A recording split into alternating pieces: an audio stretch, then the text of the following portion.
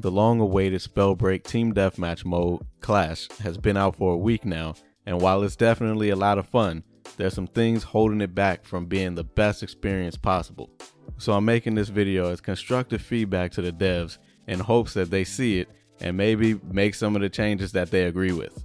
First things first, friendly fire is a problem right now. An increasing number of my games will have a teammate who will follow me around for minutes just trying to hit me with a fireball or poison puddle. This is no accident. Some players are just being toxic, no pun intended. But honestly, this game can't afford for this to become a bigger problem in the future. Now, there is some accidental friendly fire that's happening as well, and it's bound to happen in a game mode where 18 players are fighting in a relatively small area. Accidental friendly fire wouldn't be so bad if we had more reliable ways to heal in this game mode, but that's a separate problem in itself.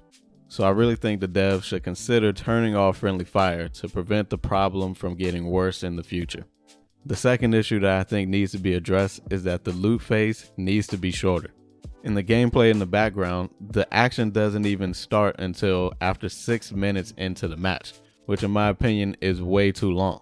It feels like this long looting phase is completely contradictory to what this mode wants to be, which seems to be a fast-paced, non-stop action team deathmatch mode. I don't know if this is the best solution to the problem, but I think maybe all of the ground loot should only be purple or better, and all of our talents should start maxed out when the match begins. There just doesn't seem to be any good reason to have blue or worse loot on the ground when once the action starts, all you see drop from people anyway is purple or gold items. So just get rid of the lower rarity items altogether. And speaking of the loot, that leads me to the third issue that I think needs to be addressed, and it's that we don't really have any reliable ways of healing outside of the 2 shield pots that they spawn us with. I think I understand why there's almost no healing items on the map in this game mode. And it makes sense because once the action starts up and we're confined to one circle, they don't really want us having to wander around after we respawn to find healing items. That's great, but I don't think 2 shield pots alone is going to cut it if you manage to go on a nice streak. What this does is essentially make scavenging an absolutely must-use perk in this game mode. And this hurts people who maybe want to try out other builds in this game mode because they're forced to use scavenging if they want to live as long as possible. If you aren't using Spellslinger, your item slots are going to waste.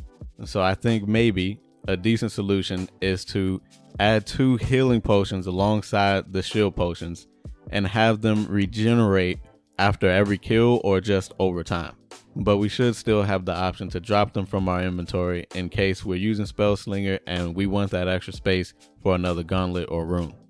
So another issue that I think definitely needs to be addressed is the mode needs a time limit or the lobbies need to be backfilled with players. I don't have much to say about this one because it's really just as simple as that. When people start leaving games at high rates, the matches drag on and we just have to endure it. I had one game where my team had 7 players and the other team had 2, and those last 2 guys didn't leave, so we were forced to play the whole match out. The last issue I want to talk about is it can be sometimes hard to tell friend from foe. This isn't a huge issue for me, and it usually only happens when people are dropping in, because I don't think they're highlighted during that time and maybe for a couple seconds after they land. But I have seen other people complain about it, and I've been in matches where I've had large groups of teammates fighting each other for seemingly no reason. When I'm near them and this happens, I start looking around to see if there's an enemy nearby, but it's just teammates shooting at each other. I'm not sure if they're doing this on purpose or not, but the frequency that this happens makes me think that maybe they are just having a hard time telling who's an enemy and who isn't. The only suggestion that I have here is that maybe the teammate outlines could be a bit more noticeable.